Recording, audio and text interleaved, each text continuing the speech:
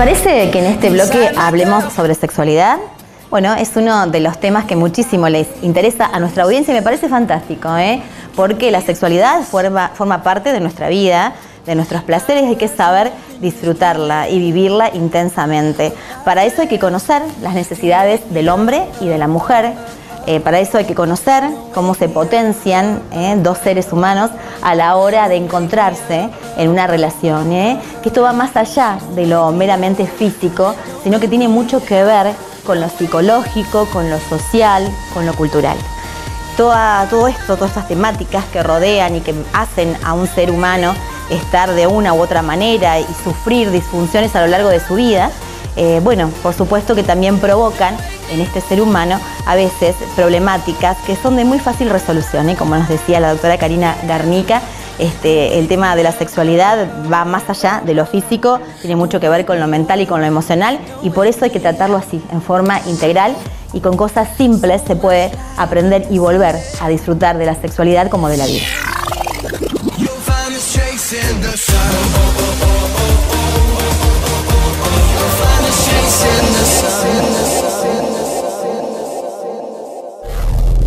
El vaginismo es una contracción involuntaria de los músculos pubococcígeos.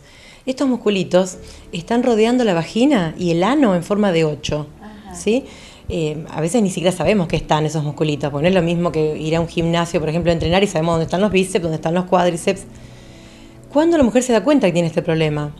En nuestra cultura occidental, por ejemplo, cuando la mujer arranca con el uso, en la adolescencia, con el uso de tampones, por ejemplo, que no puede colocarse un tampón, o cuando arranca con sus relaciones sexuales y no se puede consumar la penetración.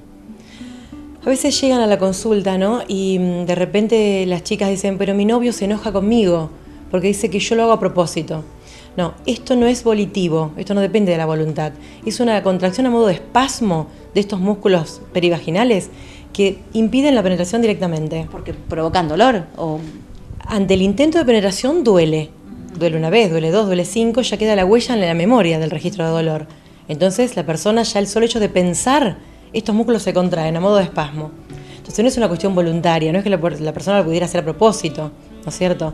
¿Y es un problema, perdón, Karina, físico, psicológico? ¿Con esto se puede nacer, se puede adquirir, se puede heredar? Te cuento, generalmente es aprendido. O sea, en este caso llamamos nosotros los sexólogos mal aprendido. Fíjate que habitualmente cuando llegan a la consulta, o sea, por programas como el tuyo, por ejemplo, la gente se puede enterar de esta problemática, sabe que la tienen, sufren solitos, las parejas sufren solitas por años con esta problemática y vienen a la consulta a veces cuando la edad biológica de la mujer marca, viste, un tiempo, decir, bueno, hacemos una consulta porque si no los hijos no llegan. He tenido parejas, ¿no es cierto?, que llegan al filo de los 40 años de ella, ¿no es cierto?, a la consulta y han estado casados toda su vida y no han podido consumar la penetración. Y sufren en silencio, porque de esto no se habla, de esto no se sabe. Si bien es cierto que no es un porcentaje tan alto de consultas como lo es, por ejemplo, la problemática del orgasmo en la mujer o la problemática del deseo sexual, ¿sí?, la problemática esta del vaginismo no se conoce dónde consultar.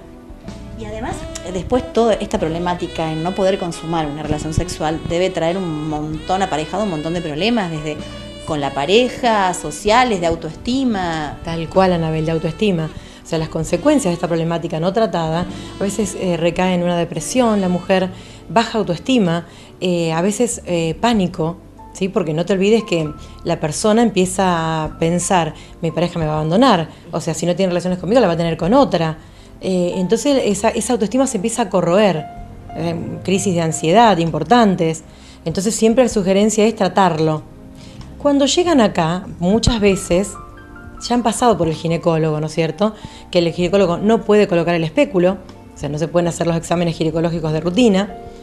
Y muchos, digamos, profesionales que están al tanto de esto deberían de recomendar un tratamiento. A eso iba, esto tiene que ser algo interdisciplinario, o sea, ya tienen que estar enterados los profesionales médicos que, bueno, no todas las soluciones dependen a veces de uno, de una especialidad, sino que tienen que ser un poco más abierto, ¿no? Sí, por suerte hay médicos muy conscientes que sí derivan, ¿no es cierto? Y hay gente, o sea, algunos profesionales, Anabel, que de repente como no conocen el tópico o en realidad no pueden ahondar, no preguntan demasiado en la consulta, el ginecólogo, ¿no es cierto?, sobre la sexualidad de la persona, porque no es un tema en el cual está formado. Entonces en ese terreno no se meten. Y la persona, que muchas veces le da mucha vergüenza preguntar, consultar por esto, entonces guardan en secreto esto y sufren horrores. O sea, al determinar que no es físico, sino que es mal aprendido, por decir así, ¿no? Esto responde a que a una cultura del que no se habla del sexo, de que es algo pecaminoso. ¿De dónde viene todo esto? Mira, Anabel, desde mi experiencia, la mayoría de las pacientes que he recibido con esta problemática, una impronta religiosa muy fuerte, donde, ¿no es cierto?, la relación sexual era considerada, bueno, es pecaminosa, o sea, esto es algo que hay que esperar hasta el matrimonio, donde hay parejas que vienen a la consulta luego de casarse, esperando que esto se resuelva mágicamente, solito, por efecto del arte de magia, porque ya tienen la aprobación de la iglesia, que sí pueden consumar la penetración, que se resuelva. No, este aquí que está mal aprendido, o sea, se ha condicionado en 1, 2, en 200, no sé, las veces que la pareja ha intentado la penetración, y cada vez que lo intentan, es más el pánico al dolor. Entonces, más lo intentan, más se consolida la disfunción. Es la mente, ¿no?, la que nos domina un poco los actos. Es el registro que queda en la memoria de este miedo al dolor. ¿Está pasando actualmente? ¿Podemos hablar de mujeres jóvenes que hoy están padeciendo estos problemas de vaginismo que pareciera mentira? Sí, pasa. Ha pasado siempre y sigue pasando. Ahora lo que pasa que, bueno, como te repito, gracias a programas como el tuyo, que la gente se puede identificar con el problema y consultar. Si no, lo guarda en silencio. Muchas veces no saben a dónde consultar, qué hacer con esto. ¿Y qué pueden hacer con esto? Un tratamiento. En la terapia sexual se hace una desensibilización sistemática. Gradualmente, primero que la mujer tiene que aprender técnicas de relajación de su cuerpo. Porque la mujer, del solo hecho de pensar en la posible penetración, se tensiona de manera generalizada. Pero luego tiene que aprender a relajar los músculos de su piso pélvico, que son estos pubococcígeos. Por supuesto que es fundamental el tratamiento con la pareja. O sea, si la pareja no se implica en esto, o la pareja no entiende de qué se trata, o cree que de repente es algo volitivo, que la persona lo hace, no sé, con una intención, pero generalmente las parejas acompañan, ¿eh? Les quiero remarcar que hay que diferenciar, por ejemplo, lo que es un vaginismo, de lo que la gente ha escuchado nombrar por ahí, a lo mejor de parte del ginecólogo, una vaginitis. Ajá. Nada que ver, esto es una infección de la zona vaginal, que lo va a diagnosticar el ginecólogo. Hay que diferenciarlo de esto. Porque lo va a tratar clínicamente el ginecólogo, con medicación y con lo que corresponda. Exactamente. Lo que sí está asociado, pero hay que hacer bien el diagnóstico, es con la patología que se llama matrimonios no consumados, donde la patología del vaginismo se refuerza tal vez con una patología del varón. Por ejemplo, matrimonio de una manera, digamos, el diagnóstico se llama así, pero no tiene que ser porque un matrimonio, es una pareja, noviazgo. A veces se refuerza donde ella, por ejemplo, no puede ser penetrada. Bueno, pero él eyacula tan rápido que no llega, ¿no es cierto?, a hacer el intento de penetración. Eyacula en juegos, por ejemplo. O viene combinado, por ejemplo, llega a afectar el deseo.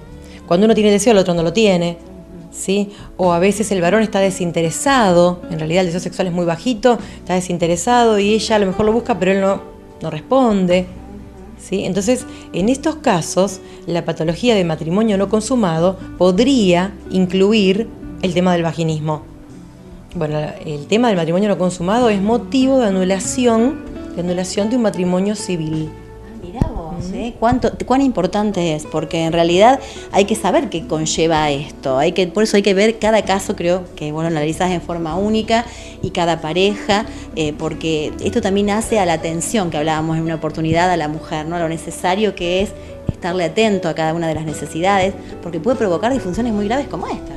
Sí, tal cual. Fíjate que, como vos decías, hay que ver cada caso focalizado. Porque yo te decía acá que escuché muchísima, la mayoría de los casos, la impronta religiosa. En otros casos hay como una hostilidad encubierta al compañero, ¿sí? En otros casos, más allá que desde el nivel consciente la persona quiere ser mamá, hay temor al embarazo y a la maternidad, por ejemplo, ¿sí? Entonces hay que ver cada caso puntual. En los menos de los casos que yo he atendido en mi consultorio, he encontrado ante esta problemática abuso sexual infantil. No tanto en estos casos, sí a lo mejor ha dejado una secuela en los casos de disfunciones del deseo sexual, desde mi experiencia clínica, pero en algunos casos sí, esta huella traumática infantil va a marcar luego un vaginismo.